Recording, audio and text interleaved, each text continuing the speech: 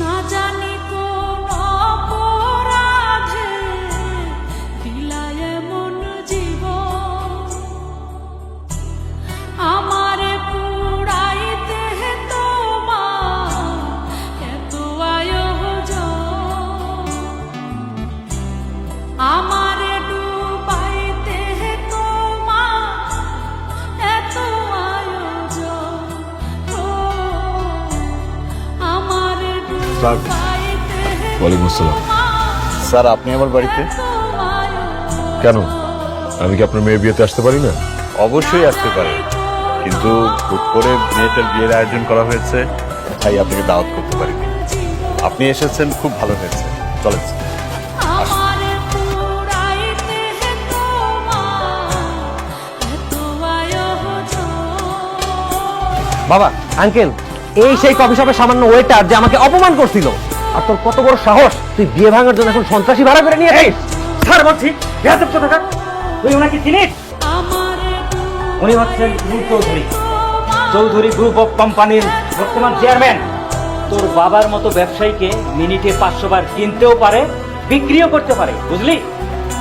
আর আমি হচ্ছি তার কোম্পানির জেনারেল ম্যানেজার। আচ্ছা আজম সাহেব, আপনি যে আপনার মেয়েকে বিয়ে দিচ্ছেন, এই বিয়ে থেকে আপনার মেয়ের মত আছে?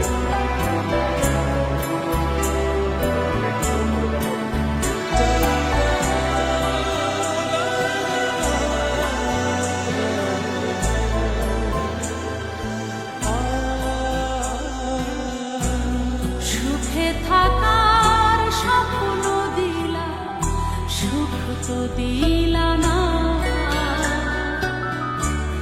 কত সুখে আছি বেঁচে, খবর নিলা না।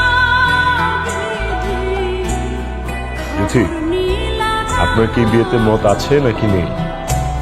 সুখে থাকার স্বপ্ন দিলা, সুখ তো দিলা না। কত সুখে আছি স্যার, আপনি এত কিছু জানেন কি করে? খবর নিলা না।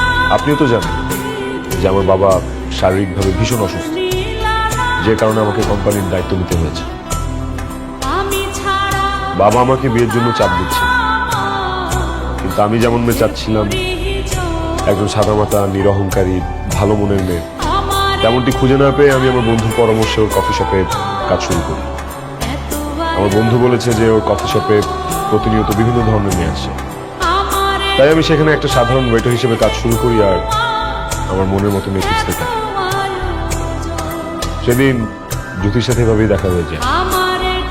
ও ওর ফিয়ান্সের সাথে ঝগড়া করছিল, এক পর্যায়ে ওদের ঝগড়ার মধ্যে আমিও জড়িয়ে পড়ি।